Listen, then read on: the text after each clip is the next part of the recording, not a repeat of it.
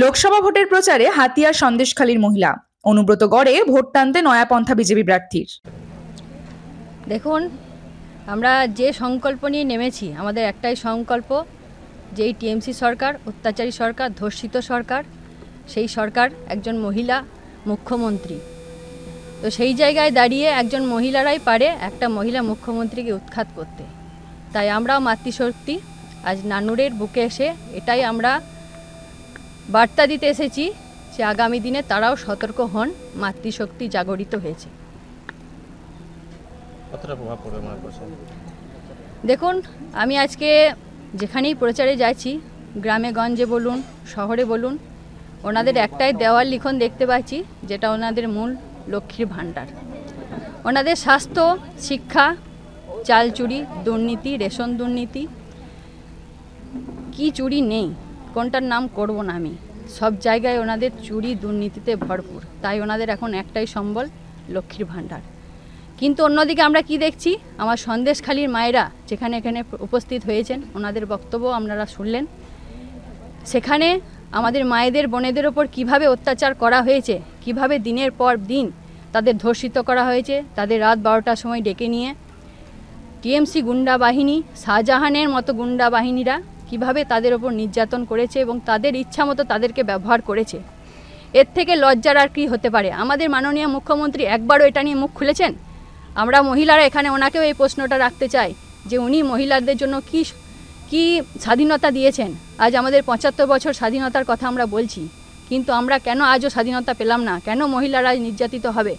অন্য পাশের দেশে যখন আমাদের মহিলারা নির্যাতিত হয়, তখন তিনি চলে যান ছুটে সেই কথা তুলে ধরার জন্য। কিন্তু নিজের রাজ্যে যখন এই হচ্ছে অত্যাচারিত, তখন ওনার মুখে একটাও কথা নেই। তখন তিনি দিদি নাম্বার 1-এ গিয়ে রচনা ব্যানার্জির সঙ্গে নৃত্য করছেন, আর ওইদিকে সন্দেশখালীর মায়েরা তখন মুখ খুলছেন, প্রতিবাদী হয়ে গর্জে উঠেছেন।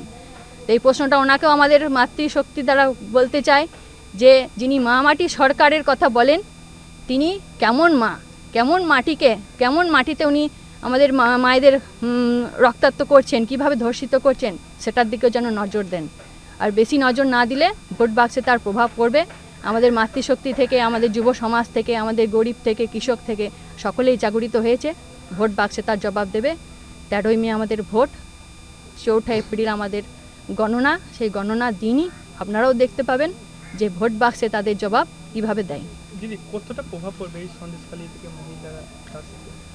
দেখুন, আমাদের মায়েরা, বোনেরা যেভাবে অত্যাচারিত হয়েছে সেই কথা ওনাদের তুলে ধরছেন এবং কিভাবে ওনারা রুখে দাঁড়িয়েছেন শাহজাহানের মতো এক গুন্ডা বাহিনীর সম্মুখীন হয়ে। সেই অত্যাচারের কথা যখন আমাদের মায়েদের, বোনেদের তুলে ধরছেন, ওনারাও নিজেরাও সেইভাবেই নিজেদেরকে গুছিয়ে নিয়েছেন এবং ওনারাও তৈরি হচ্ছেন আগামী দিনে আমাদেরও বোলপুর লোকসভায় যদি কোনো রকম অত্যাচার করতে আসে, তারাও কিভাবে জবাব দেবে তার জন্য তৈরি হয়ে গেছে। দিদি, আজ সন্দেশখালীর মহিলাদেরকে সামনে রেখে এই মহিলা মোর্চা সভা থেকে কী বার্তা দেবেন? একটাই বার্তা দিতে চাই, আপনারা সাবধান হয়ে যান। মাতৃশক্তি জাগরিত হয়েছে, আপনাদের উৎখাতের সময় এসেছে। একটাই কথা বলবো যে বিজেপির গর্জন, তৃণমূলের বিসর্জন।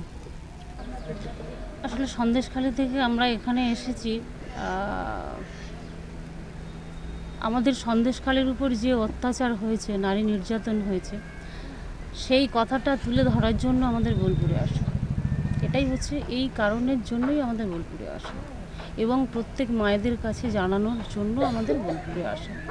এবং সেই সঙ্গে সঙ্গে প্রিয়াদির সঙ্গে যাতে এই মায়েরা সাথ দেয় বা সাথ দেবে, তার জন্যই আমাদের বোলপুরে আসা। মানে আপনাদের সাথে সন্দেশখালীতে যে সমস্ত ঘটনা ঘটেছে সেগুলো কি এই মহিলাদের সামনে তুলে ধরবেন? একদম, অবশ্যই। এবং আপনার এলাকার সন্দেশখালী, মানে আপনার দলের অভিযোগের ভিত্তিতে যে সন্দেশখালী শাহজাহান এবং বীরভূমের এক কথা মানে দুর্দণ্ড নেতা অনুব্রত মণ্ডল, কি পার্থক্য বলছে? আসলে একটা কথা বলি, যখনই ইলেকশন আসতো অনুব্রতর গড়ে উনি বলতেন যে ভোটের পরে নকুলদানা দেওয়া হবে এবং গুড় বাতাসা শুটিয়ে লাল করে দেওয়া হবে। তো সেই জায়গায় তিনি এখন তিহার জেলে। আর শাহজাহান যে নারী নির্যাতন করেছেন তিনিও জেলে, উনিও যে তিহারে যাবেন। তো ওনাদের প্রসঙ্গে আমি কোনো মন্তব্য করতে চাই না। সময়ের সঙ্গে সঙ্গে মানে সাধারণ মানুষ সেটা বুঝতে পারবে এবং সামনে লোকসভা নির্বাচনে ইভিএমে তার জবাব দিয়ে দেবে। বোলপুর লোকসভা নির্বাচন কেন্দ্র। দিদি, আজ নানুরের মতো একটা জায়গায় আপনারা মহিলা মোর্চা মিটিং করছেন, তা কেমন লাগছে?